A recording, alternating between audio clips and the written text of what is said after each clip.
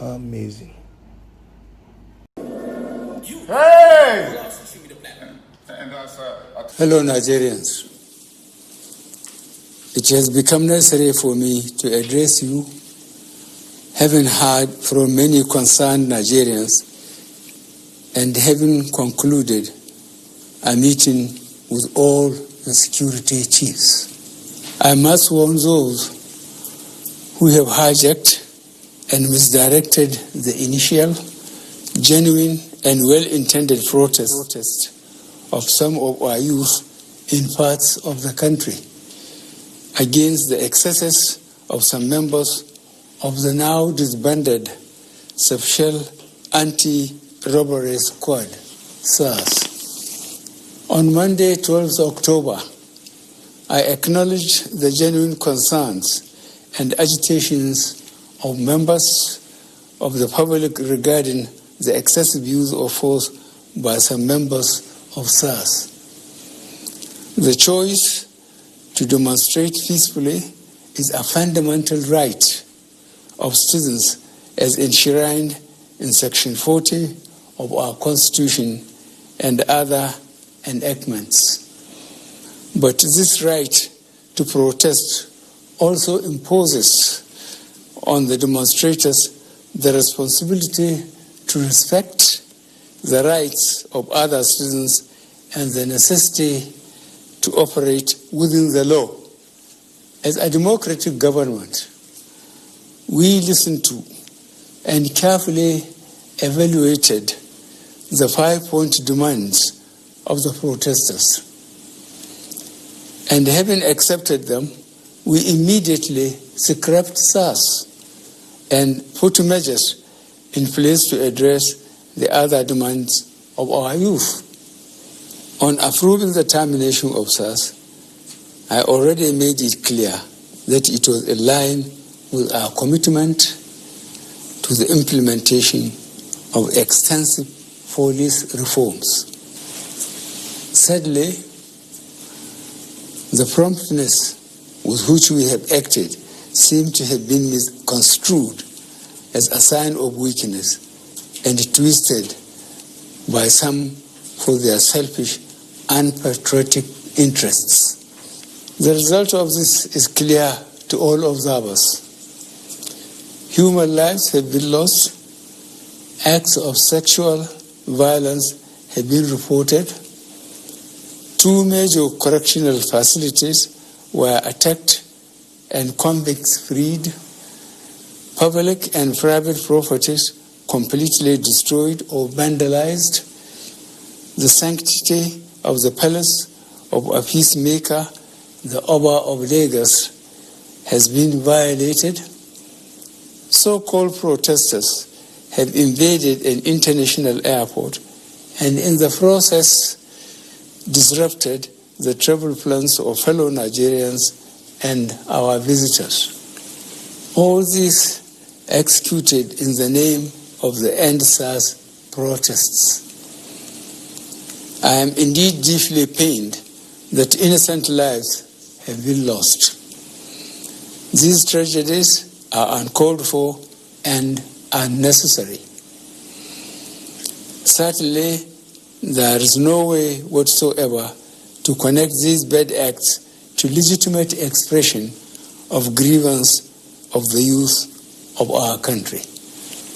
The spreading of deliberate falsehood and misinformation through the social media in particular, that this government is oblivious to the pains and plight of the citizens is a ploy to mislead the unwary within and outside Nigeria into unfair judgment and disruptive behavior. On the contrary, both our deeds and words have shown how committed this administration has been to the well-being and welfare of citizens, even with the steadily dwindling revenues and the added responsibilities and restrictions due to the coronavirus pandemic. Government has put in place measures and initiatives principally targeted at youth women, and the most vulnerable groups in our society.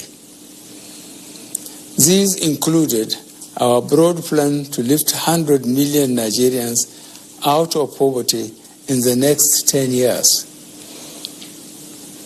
The creation of 75 billion Naira National Youth Investment Fund to provide opportunities for the youth and the micro, small, and medium enterprises survival fund, through which government is A, paying 3 months' salaries of the staff of the 100,000 micro, small, and medium enterprises.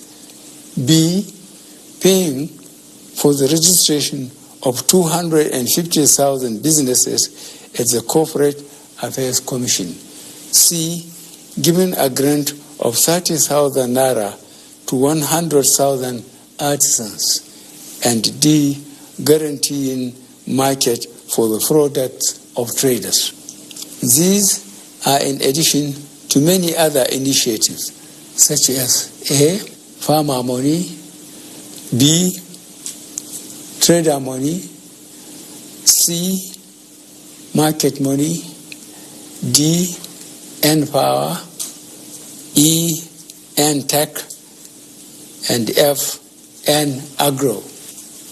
No Nigerian government in the past has methodically and seriously approached poverty alleviation like we have done.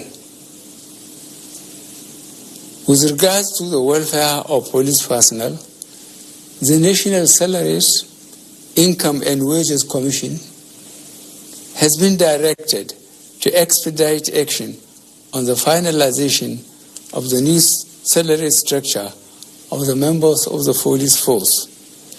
The emoluments of other paramilitary services are also being reviewed upwards. In order to underscore the importance of education in preparing youth for the future, this administration has come up with a new salary structure and other incentives for our teachers. Let me at this point reaffirm the federal government's commitment to preserving the unity of this country. We will continue to improve good governance and our democratic process, including through sustained engagement. We shall continue to ensure that liberty and freedom, as well as the fundamental rights of all citizens, are protected. But remember that government also has the obligation to protect lives and properties, as well as the right of citizens to go about their daily businesses freely and protected from acts of violence. To our neighbors in particular, and members of the international community, many of whom have expressed concern about the ongoing development in Nigeria, we thank you and urge you all to seek to know all the facts available before taking a position or rushing to judgment and making hasty pronouncements. In the circumstances, I would like to appeal to protesters to note and take advantage of the various well thought out initiatives of this administration designed to make their lives better and more meaningful, and resist the temptation of being used by some subversive elements to cause chaos with the aim of truncating our nascent democracy. For you to do otherwise will amount to undermining national security and the law and order situation. Under no circumstances will this be tolerated. I therefore call on our youth to discontinue the street protests and constructively engage government in finding solutions. Your voice has been heard loud and clear, and we are responding.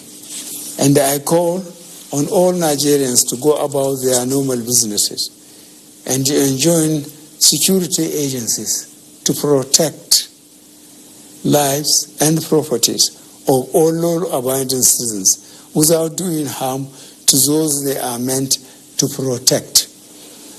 Let me pay tribute to officers of the Nigeria Police Force who have tragically lost their lives in the line of duty. I would like to thank those state governors, traditional and religious leaders who have appealed for calm and restraint. I also thank youth leaders who have restrained their followers from taking the law into their hands.